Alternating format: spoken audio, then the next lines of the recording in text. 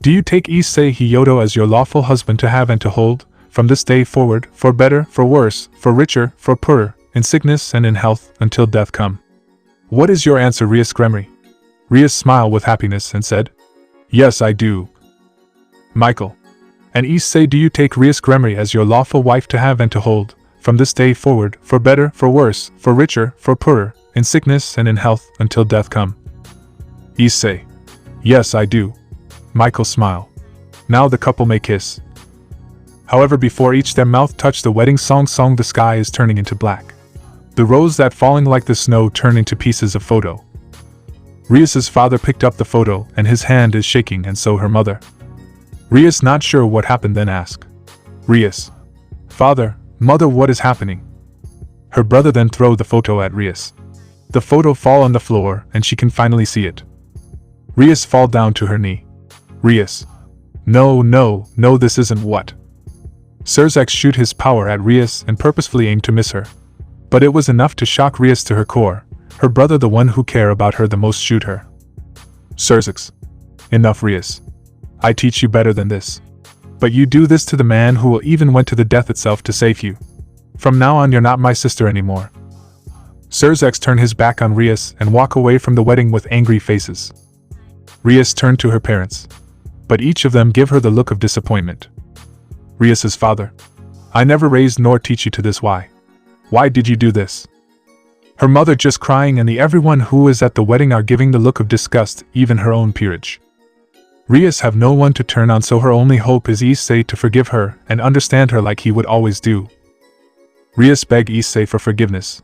Please forgive me, Issei, please understand me. The reason why I do this is because I want to understand the way to know you better and be better wife that understand her husband. Please forgive me, Issei. Issei looking at her and laughing like crazy with everyone in the wedding. Issei. So that is your reason, ha ha ha ha ha ha. His laughing sound getting deeper and deeper. But something happened to Issei, make coughing and blood coming out together with his pawn's pieces. Rias. No, Issei, please, no, please stop. Issei stop coughing and throw all of pawn's pieces at her. But his appearance changed. Rias. No, you're not, Issei, I know, you're not real. Issei. Oh, I am as real as it can get, ha ha. Are you still thinking that Issei the pervert for boobs is still alive? No, it was already dead for the better, ha ha ha. Rias still holding Issei's pawn's pieces in her hand. Rias. No, if it was Issei won't do anything like this, no, I won't buy it. Issei, do you how I was born? No. I was born because of all you and your bloody smartest reason to cheated, wow, bravo, ha ha ha, but it won't matter now. Issei put his hands into his mouth, and while his mouth is tearing up, the crimson red sword come out. Issei with demonic voice, because we will never ever marry someone as foolish as you, now die, ha ha ha ha. Rias thought she would get her head cut off, but suddenly got stabbed in the back by none other than Rainer, the fallen angel that she has killed a long time ago. Rainer. Fitting end for the cheating bitches, don't you agree, my first love? Rias struggled to saying a word. No. You can't be with him. Rainer then go to Issei's side and kiss him. Rainer. Now is your turn, darling. Issei smile. Oh, with the pleasure. Then he swing the sword, cutting Rias's head completely.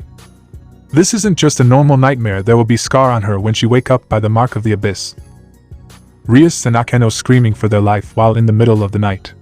Akeno sweating and has noticed that she wasn't the only one who has the nightmare, because Rias also got a lot sweat on her face. Their new boyfriend also wake up from their screaming. Reiji. What happened, are you guys feeling okay? Rias. No. No, if just a nightmare. Akeno. You have nightmare too. Is it about Issei? Rias doesn't want other hear about their nightmare, so put her hand up to cover Akeno mouth. Rias. Reiji, I don't think tonight is good to sleep here. Can you please go back, cause someone might come and that will be bad for you. Reiji. But. Rias. No, but Reiji. Rias seems serious, so he won't questioning her anymore. The same with other girls, they tell their new boyfriends to go back too, then they gather in the meeting room to discuss about what happened. Akeno is the first one to speak up. Akeno. Rias. You got nightmare about Issei too, don't you? Rias hesitated and nodded. Yes. That was the most scary nightmare I ever had. All of them also nodded. Akeno. Wait, you all having nightmare about Issei? Asuya.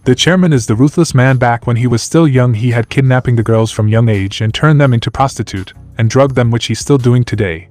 Now he think he is untouchable because many politicians got his back. However, every dog has its day. The chairman spoke with anger.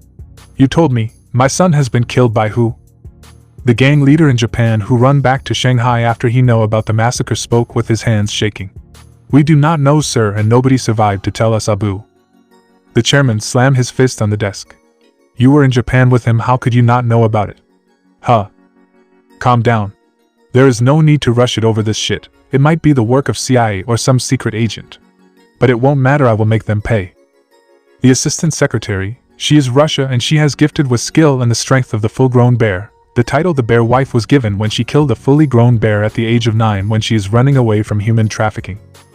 People fearing her so much that she became urban legend at the age of 11. Even now she still hate that title and her job is to serving the fucker who is the root of all that human trafficking. But life didn't give her much of a choice. Anyone who try anything funny with her won't be left without consequences or get their balls crash. Her name is Lilia.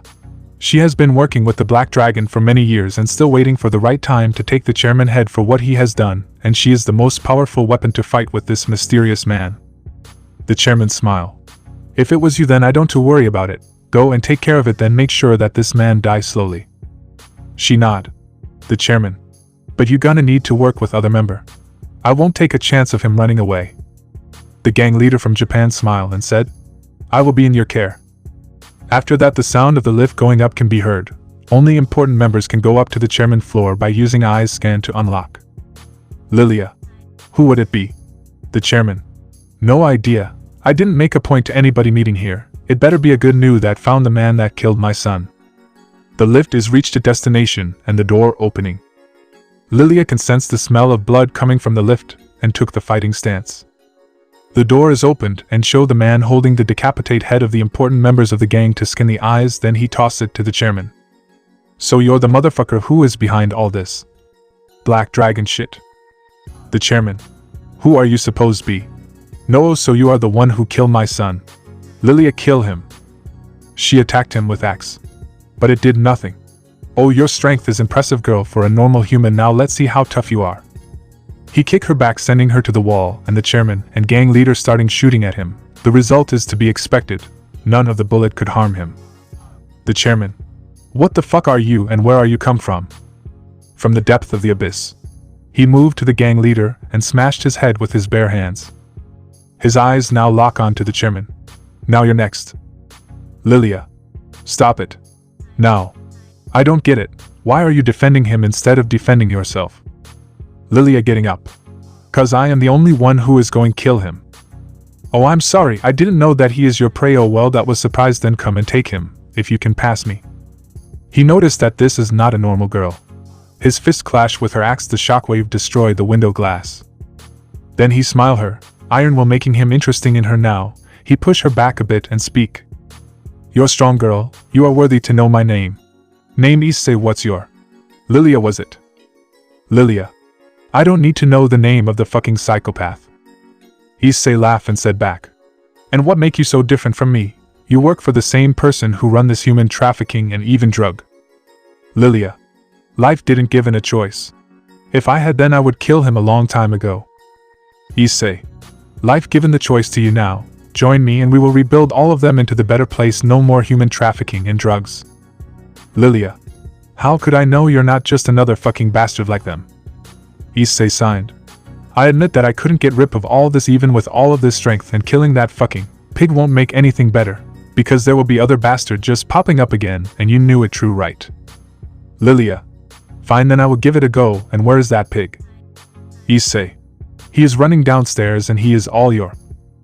Lilia put her on Issei's shoulder and said, if you're lying, I swear I will kill you. Issei put his hands up. Okay, mama bear.